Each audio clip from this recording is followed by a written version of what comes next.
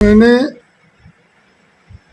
पिछले साल अक्टूबर की 10 तारीख को अपनी बीवी को किसी से के साथ चैट करते हुए पकड़ा था और उसकी चैट देखकर मैंने उसको समझाने का बहुत प्रयास किया था। मेरे समझाने पर उसने कहा था कि मेरा शरीर मेरी मर्जी, मैं चाहे जो करूं, तुम होते कौन हो मुझे रोकने वाले। उसके बाद मैं और मेरी पत्नी हम अलग रह रहे थे।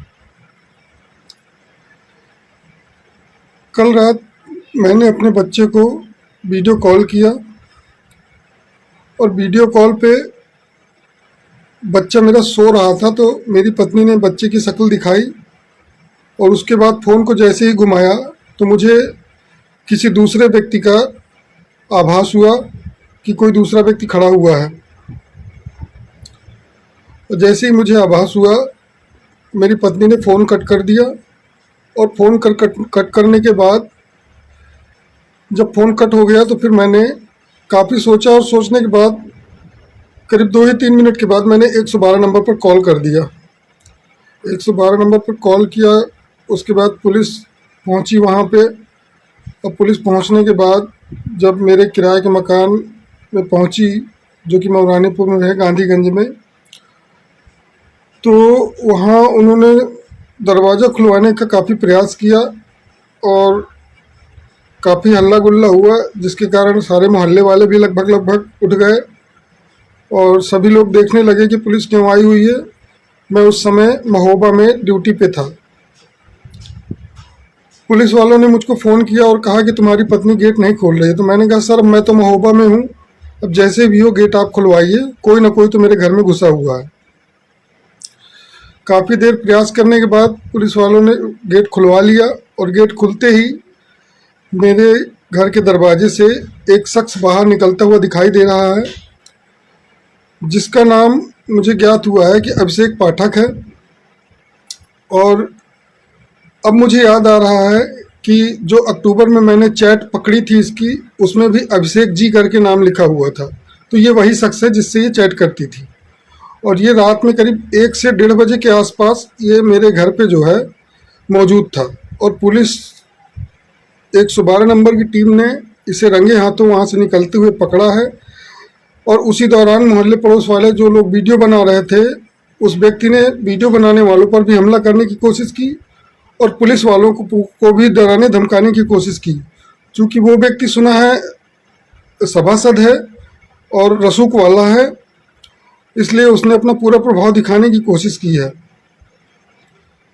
दोस्तों, मैं केवल ये चाहता हूँ कि मेरी पत्नी को जिसके साथ रहना हो रहे, मुझे कोई फर्क नहीं पड़ता, लेकिन मेरे बच्चे को कुछ नहीं होना चाहिए। मेरा बच्चा मुझे मिल जाए, उसको नाजायज संबंध रखने हैं किसी के साथ रखे, क्योंकि अभी तक तो मुझे शक था, अब क्लियर हो गया है कि वो ऐसी ही है।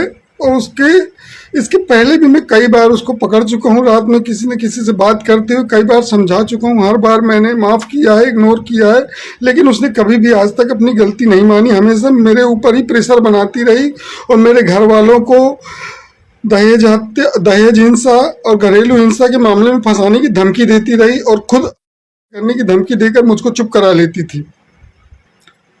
लेकिन इस बार हद हो गई, घर के अंदर किसी को घुसेड़ लिया। इतनी बेशर्मी, और अभी भी मानने को तैयार नहीं है कि उसने कुछ गलत किया है। उल्टा मुझे धमकी दे रही है, उल्टा मुझसे कह रही है कि उखाड़ लिया जो उखाड़ना है, और जो उखाड़ना है उखाड़ लो, जो बन पड़े कर लो। अब तो तुम्हें जेल भिजवा के रहूंगी, या तो मैं जेल जाऊंगी या तो तुम्हें जेल भिजवा के रहूंगी। मुझे समझ नहीं आ रहा मैंने किया क्या है। अगर मैंने कुछ गलत किया है तो मुझे जेल में डालिए, लेकिन अगर इसने कुछ गलत किया है तो इससे मुझे और मेरे बच्चे को बचाइए।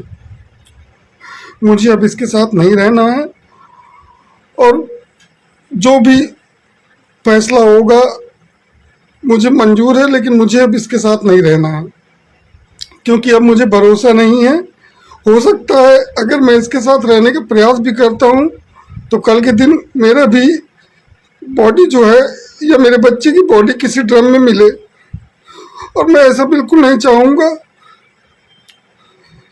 तो इसलिए मेरा शासन प्रशासन से अनुरोध है कि मेरी इस विनती को स्वीकार करें और दोनों के खिलाफ उचित कार्रवाई करने की कृपा करें, जिससे मुझे न्याय मिल सके। ऐसी ही खबरों को सुनने और देखने के लिए सब्सक्राइब करना बिल्कुल मत भूलिएगा चैनल न्यूज गंगा। खबरें अच्छी लगी तो लाइक का बटन दबाना बिल्कुल मत भूलिएगा, कमेंट बॉक्स में टाइप भी कर सकते हैं और हाँ, शेयर करना भी बिल्कुल मत भूलिएगा।